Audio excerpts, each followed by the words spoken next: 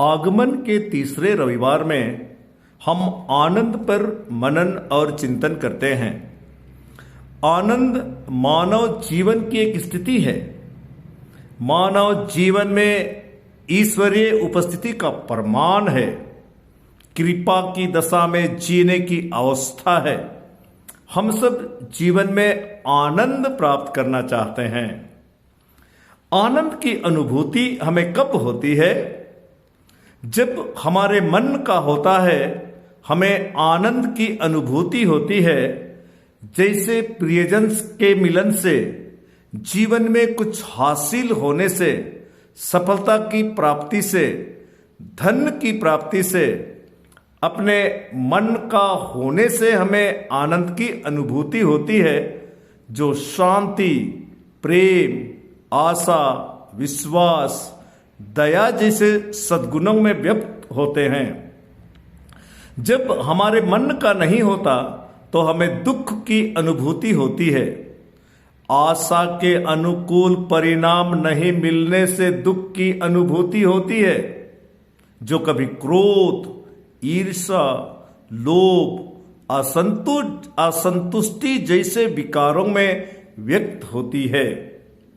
आगमन के इस पुण्य काल में हम सुख और आनंद को समझने की कोशिश करें। सुख संसार की वस्तुओं एवं परिस्थितियों से प्राप्त होती है, जो क्षणिक होता है।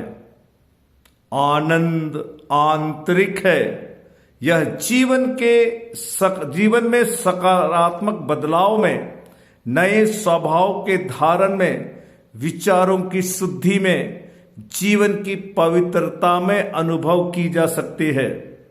आनंद जीवन की पवित्रता और स्थिरता का अनुभव है। आज का पहला पाठ नबी इसायास के ग्रंथ से सुनते हैं, जिसमें चुनी हुई प्रजा के जीवन की दुखों का वर्णन है। वे निर्वासित किए गए हैं। निर्वासन के पहले उनके जीवन में आनंद था, खुशी थी, जीवन में सब कुछ था। उनका अपना ईश्वर था, अपना मंदिर था, आपसी प्रेम था, सब कुछ था। उनके जीवन में पवित्रता थी। धीरे धीरे लोगों में अहंकार, क्रोध, लालच, ईर्ष्या, घमंड, मोह और वासना जैसे बुराइयां आईं और लोगों के जीवन को दुखों से भर दिया। उन्होंने ईश्वर को दिल से निकाल दिया, सांसारिकता में लीन हो गए। वे निर्वासित किए गए। नबी इसायास इन्हीं लाचार, गरीब, बेसहारा, दुर्बल, बीमार लोगों से कह रहे हैं, थके मांदे हाथों को शक्ति दो, निर्बल पैरों को सुदृढ़ बना दो। घबराए हुए लोगों से कह दो, ढाढ़स रखो, डरो मत, देखो तुम्हारा ईश्वर आ रहा है। ईश्वर आ रहा है, वह स्वयं हमें बचाने आ रहा है। उसके आगमन की खुशी तभी हमें अनुभव होगा जब हम उससे देखना चाहेंगे, उससे स्वागत करने के लिए तैयार होंगे, अपने जीवन में यीशु के लिए जगह देंगे। यीशु की उपस्थिति ही आनंद है। यीशु की उपस्थिति ही पवित्रता है। यीशु की उपस्थिति ही सकारात्मकता है। यीशु की उपस्थिति ही बंधनों से मुक्ति है। यीशु की उपस्थिति ही रिश्तों की पवित्रता है। यीशु के आगमन से अंधों की आंखें देखने और बहरों के कान सुनने लगेंगे।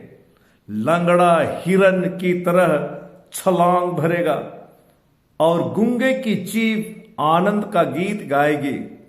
एक नए युग का आरंभ होगा, जो कभी इतिहास में नहीं हुआ।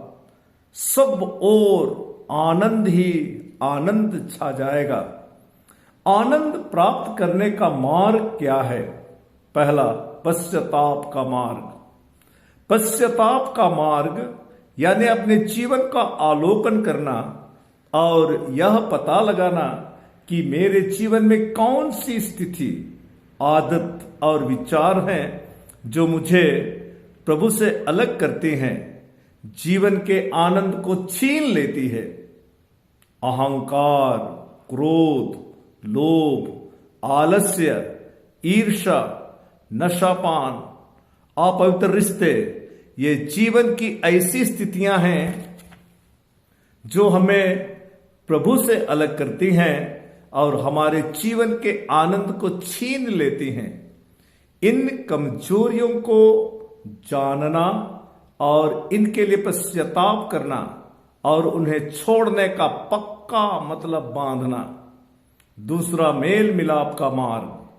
टूटे हुए रिश्ते को पुनः जोड़ने का नाम ही मेल मिलाप है। रिश्ते जीवन के मूल यानी ईश्वर से और एक दूसरे से रिश्ते को ठीक करना है। दुखमय परिस्थिति को आनंद में बदलने का मार्ग ही मेल मिलाप का मार्ग है। तीसरा, क्षमा देना और क्षमा पाना। क्षमा पाना तो चाहते हैं पर क्षमा देना नहीं चाहते। आनंद क्षमा पाने से ज्यादा क्षमा देने में है। हम सोचते हैं दूसरे मुझे क्षमा करें पर मैं उन्हें क्यों क्षमा करूं। इस तरह का मनोभाव जीवन को कभी स्वतंत्र नहीं कर सकता है। बंधनों से मुक्त हुए बिना हम आनंद का अनुभव कभी नहीं कर सकते हैं। सकारात्मक मनोभाव रखना। मैं ईश्वर का प्रतिरूप हूं। ईश्वर मुझ में निवास करता है। मेरा विचार और मेरा काम ईश्वर की संतान के अनुरूप होना चाहिए। जैसे मैं अपने को आनंद से भरना चाहता हूं, वैसे ही दूसरों को भी आनंद से भरने की पूरी कोशिश करना, ये सकारात्मक मनोभाव रखना है।